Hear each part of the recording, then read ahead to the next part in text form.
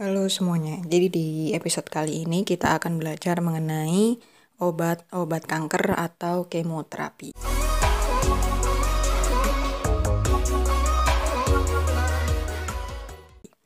Jadi kemoterapi itu merupakan sebuah istilah yang artinya adalah proses terapi atau penyembuhan dengan menggunakan chemical atau di sini itu obat-obatan kimia.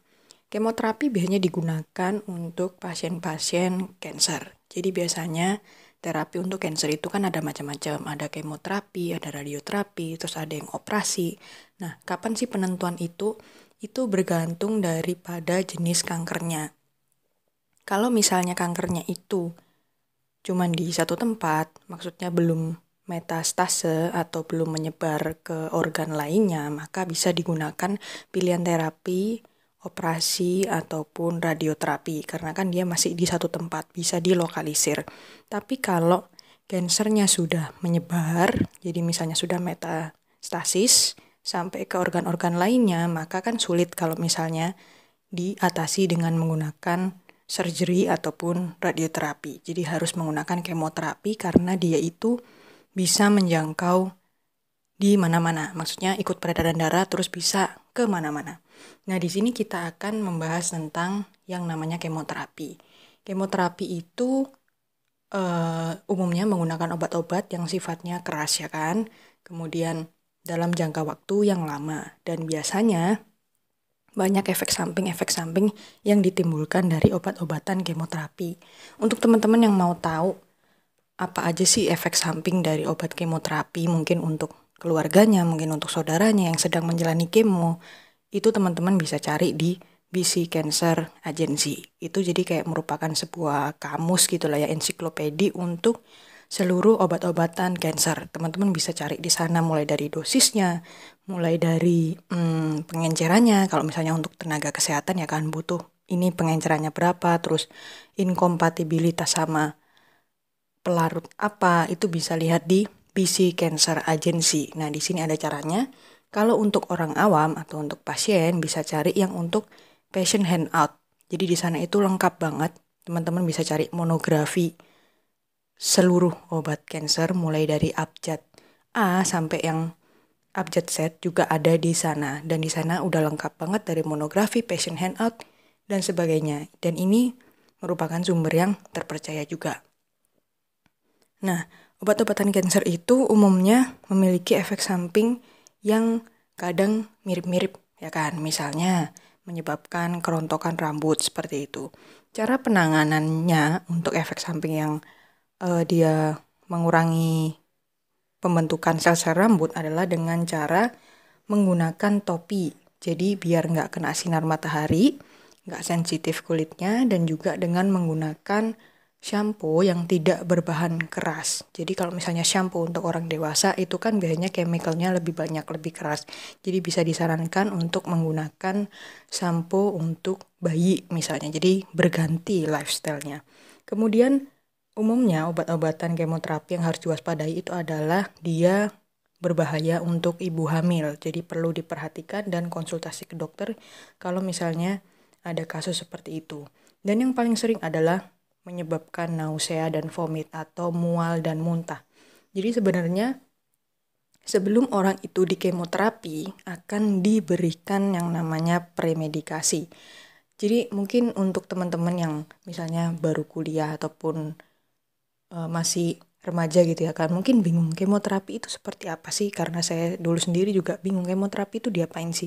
Jadi kemoterapi itu gini, pasiennya datang ke rumah sakit untuk kemo itu ada yang bisa one day care atau sehari datang terus langsung pulang, ada yang pasiennya harus menginap atau opnam karena bergantung daripada durasi kemonya. Jadi obat kemo itu ada yang diberikan 24 jam, ada yang bisa cepat cuma 2 jam selesai. Nah, bergantung dari itu untuk menentukan pasien ini bisa one day care atau harus opnam, kayak gitu.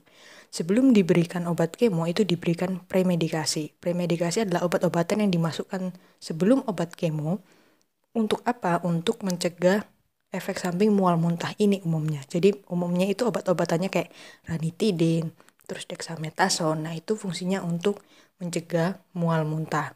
Diberikannya ya biasa melalui IV kayak gitu. Jadi orang kanker itu kalau kemoterapi dia itu tiduran, rebahan gitu, terus dikasih infusnya berisi obat-obatan kemoterapi. Ya udah ditunggu aja sampai infusnya habis.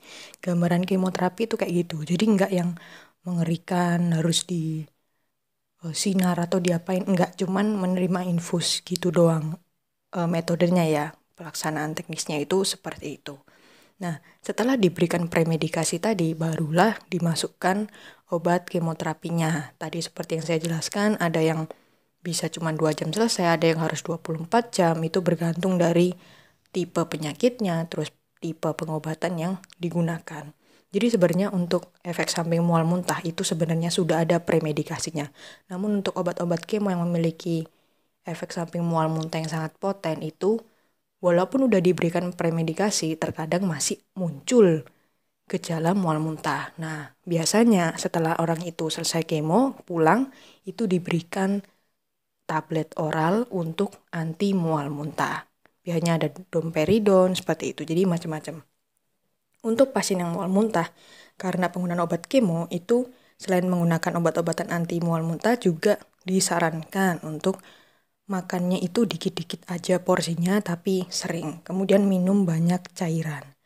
Kemudian kalau misalnya efek samping lain dari obat kemo adalah ada beberapa obat yang dia itu menyebabkan kulit menjadi berubah warna. Berubah warnanya itu menjadi gelap, jadi menjadi coklat seperti itu. Contoh obat yang menyebabkan efek samping seperti ini adalah bleomycin dan juga ada docetaxel. Docetaxel ini juga mengubah warna kuku, jadi kukunya menjadi menghitam seperti itu.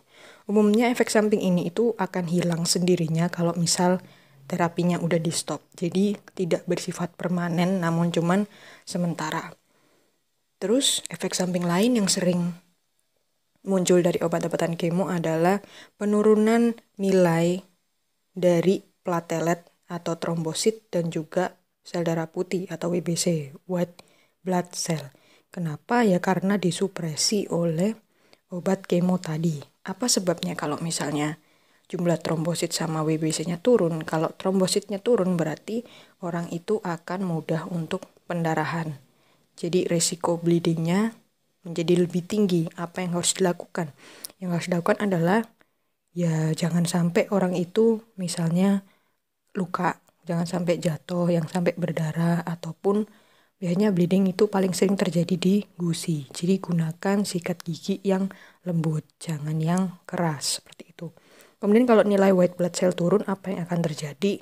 Yang akan terjadi adalah sel darah putihnya turun, maka pertahanan tubuh seseorang itu akan turun juga. Jadi harus hati-hati kalau misalnya deket-deket sama orang yang lagi flu karena bisa mudah ketularan. Jadi teman-teman bisa menggunakan masker untuk pencegahan. Seperti itu. Jadi itu tadi sekilas mengenai efek samping dan pengenalan sedikit mengenai kemoterapi. Kalau misalnya ada kritik komen, boleh tuliskan di kolom komentar. Jangan lupa untuk like dan share kalau misalnya kamu rasa ada teman atau kerabat kamu yang membutuhkan informasi ini. Thank you.